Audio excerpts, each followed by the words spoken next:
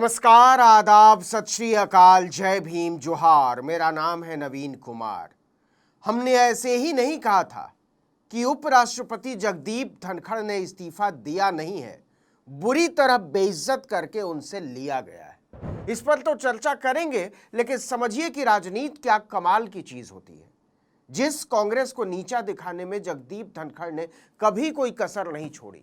राज्यसभा के सभापति होने के बावजूद राहुल गांधी पर हमला बोलने में बाज नहीं आए। मल्लिकार्जुन खड़गे को बोलने से रोकने में पूरी ताकत झोंकते रहे। वही कांग्रेस आगे बढ़कर बोल रही है कि ठीक है, जो हुआ सो हुआ, बेचारे का विदाई समारोह तो करो। और भाजपा कह रही है कौन धनखड़, जो चला गया वो चला गया। दरअसल राज्यसभा से 7 सदस्य रिटायर हो रहे हैं। उन सभी के लिए विदाई समारोह रखा गया है। कांग्रेस महासचिव जयराम रमेश ने बिजनेस एडवाइजरी कमेटी की बैठक में कहा कि अगर हम सदस्यों को विदाई देते हैं तो सभापति के लिए भी विदाई समारोह होना चाहिए। लेकिन बीजेपी ने इस प्रस्ताव को हवा में उड़ा दिया। बोलने वाले तो ये भी बोल रहे हैं कि जैसी करनी वैसी भरनी, लेकिन इसके साथ ही ये बात और तेजी से उड़ी है कि धनखड़ का बीच कार्यकाल में थैंक यू वेरी मच क्यों हुआ और किसने किया। तो इसका जवाब मिलता है ये मामला नॉन बायोलॉजिकल है। मोदी को लग रहा था कि जिन धनखड़ को उन्होंने राजनीति के नेपथ्य से उठाकर डिप्टी महामहिम की कुर्सी पर बैठा दिया, उनकी हड्डी उपकार के बोझ से कभी सीधी नहीं होनी चाहिए।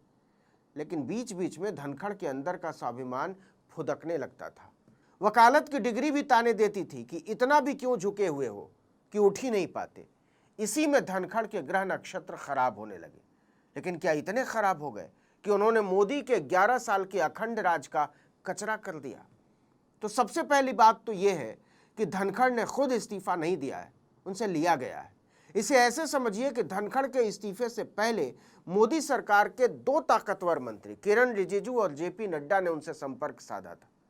एक तीसरे मंत्री भी हैं, आगे बताएंगे। तो इन दोनों मंत्रियों ने दिल्ली हाई कोर्ट के पूर्व जस्टिस यशवंत वर्मा के घर पर मिली नोटों की जली हुई बोरी के मामले में चलाए जाने वाले महाभियोग को लेकर बात की थी, क्योंकि तब तक राज्यसभा में धनखड़ विपक्ष के लाए गए प्रस्ताव को मंजूर कर चुके थे। कैसे नहीं करते? धनखड़ ने खुद जस्टिस वर्मा के खिलाफ अभियान छेड़ रखा था। इसे लेकर सरकार धनखड़ से बेहद नाराज थी।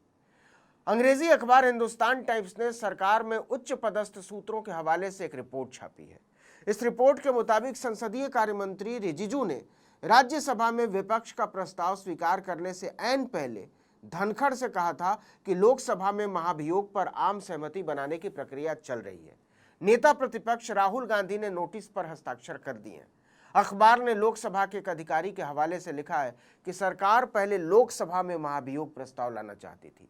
इसे सरकार की सफलता के रूप में देखा जाता। मोदी अपने आप को न्यायिक सुधार के चैंपियन की तरह पेश करते और न्यायपालिका को यह स्पष्ट संदेश चाहता कि मोदी के भीतर सबको ठीक करने की ताकत अभी भी मौजूद है। लेकिन राज्यसभा में प्रस्ताव स्वीकार करके धनखड़ ने मोदी से यह मौका छीन लिया। रिजिजू ने धनखड़ को इशारों ही इशारों में बताया था कि राज्यसभा में जो भी चल रहा है उससे प्रधानमंत्री सहज नहीं है, खुश भी नहीं है। अखबार के मुताबिक इस पर धनखड़ ने रिजिजू को टका सा जवाब दिया कि उन्होंने जो भी किया है सदन के नियम कायदों के हिसाब से ही किया है। एक और रिपोर्ट के मुताबिक नरेंद्र मोदी के 3 भरोसेमंद मंत्रियों, संसदीय कार्य मंत्री किरण रिजिजू, कानून मंत्री अर्जुन राम मेघवाल और स्वास्थ्य मंत्री जेपी नड्डा ने धनखड़ को समझाने की बहुत कोशिश की कि इशारों को समझा करें और किसी भी बड़े फैसले से पहले इशारे का इंतजार करें। मानसून सत्र होने से 5 दिन पहले ही रिजिजू ने उपराष्ट्रपति को बता दिया था कि केंद्र सरकार लोकसभा में महाभियोग प्रस्ताव लाने के लिए व्यापक तैयारी कर रही है। यहां तक कि मानसून सत्र शुरू होने से 1 दिन पहले और धनखड़ के अचानक राज्यसभा छोड़ने से ठीक पहले भी रिजिजू ने उन्हें प्रधानमंत्री की चाहत के बारे में बता दिया था। लेकिन धनखड़ ने जस्टिस वर्मा के मामले को ईगो का सवाल बना लिया था। नतीजा, धनखड़ ने जता दिया कि उन्हें राज्यसभा में विपक्षी सांसदों के हस्ताक्षर मिल गए हैं और वो इस पर आगे बढ़ रहे हैं, जबकि उस समय तक सरकार प्रस्ताव पर विपक्षी सांसदों के हस्ताक्षर हासिल कर चुकी थी। अब देखिए कि मोदी कुछ और प्लान कर चुके थे और इधर धनखड़ 20 और 21 जुलाई दोनों दिन विपक्ष के नेताओं से मिलकर अपने प्लान पर चल रहे थे। उस दिन तक सरकार के प्रतिनिधि उपराष्ट्रपति धनखड़ से 3 बार बातचीत कर चुके थे।